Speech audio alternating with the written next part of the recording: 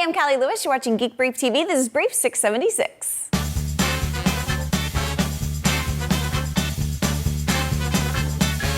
It's back to work after our annual streaming Christmas party last night with Jeff Smith. It took a lot of preparation, but it was lots of fun, and it was the very first event to be live streamed with NewTek's fantastic Tricaster TCXD30. This is a 20-pound box that makes it possible to record and stream video in HD. It records up to 18 hours of 1080i video and 100 megabits per second iframe MPEG.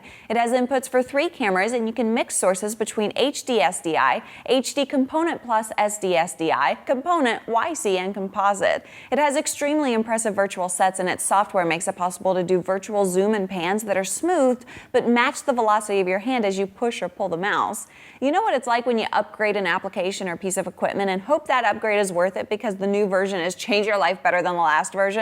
The software control interface is beyond better than that kind of upgrade. It's like butter. Creamy, creamy, awesome butter. Jason Chen at Gizmodo got clandestine hands-on time with Google's Nexus One and wrote a piece comparing it to the iPhone 3GS and the Droid. Chen says it's slightly lighter than the iPhone and has a rubbery back. It has 3 gold contacts on the bottom that he speculates will be for easy plug-free docking.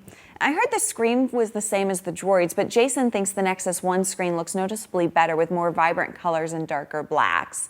I think I'll do that Stephen Colbert thing and invent a word, uniquitude. One bit of uniquitude Nexus One will bring is an animated background that interacts with touch. One background causes blocks of light to radiate away from your touch, and another background creates a water drop effect.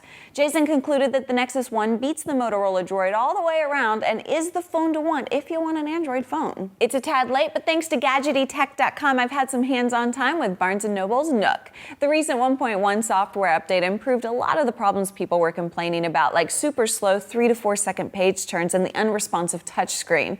I really like how the device fits in my hands. It's sturdy and comfortable, and I've yet to accidentally hit the button to turn a page. Having a touchscreen at the bottom causes me to want to touch the e-ink portion of the screen, and when that doesn't work, I get a little annoyed. It still doesn't feel as responsive or polished as the Kindle, but if you personally like how it looks and you like being a Barnes & Noble customer, you'll probably like the Nook. Here's my fear. From my perspective, Nook competes with Kindle like Zune competes with iPod. If you're drawn to one, like I'm drawn to iPod and Kindle, you might not be drawn to the other. I hope the Kindle team at Amazon aren't moved to add a color touchscreen until it can be the only screen. While the touchscreen has a cool factor, the second screen turns out to be something I'd rather read without. The one laptop per child idea has been interesting to watch. The original idea of building a little notebook computer for $100 has yet to happen, but the whole process kind of reminds me of a football game. The goal is a touchdown, but the team works to get to it a little bit at a time. The first OLPC wasn't close to the $100 price goal, but it turned out to be a very cool little device, and Nicholas Negroponte is a little closer to his touchdown. The vision continues in the form of a $75 computer by 2012 that will be a durable, waterproof, thin little 8.5 by 11-inch touchscreen computer and will use less than a watt of power.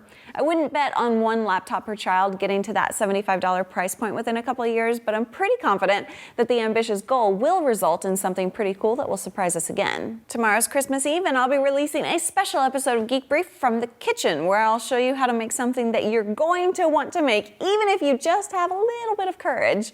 Download it before the grocery stores close tomorrow night. Brief 676 was brought to you by Squarespace.com. If you can't figure out what to get somebody for Christmas, how about their own blog? You can create it on Squarespace, make it look great, and it'll be easy to update. My promo code GEEK will save you 12% at checkout. Thanks so much for watching. I'm Callie Lewis. Bye!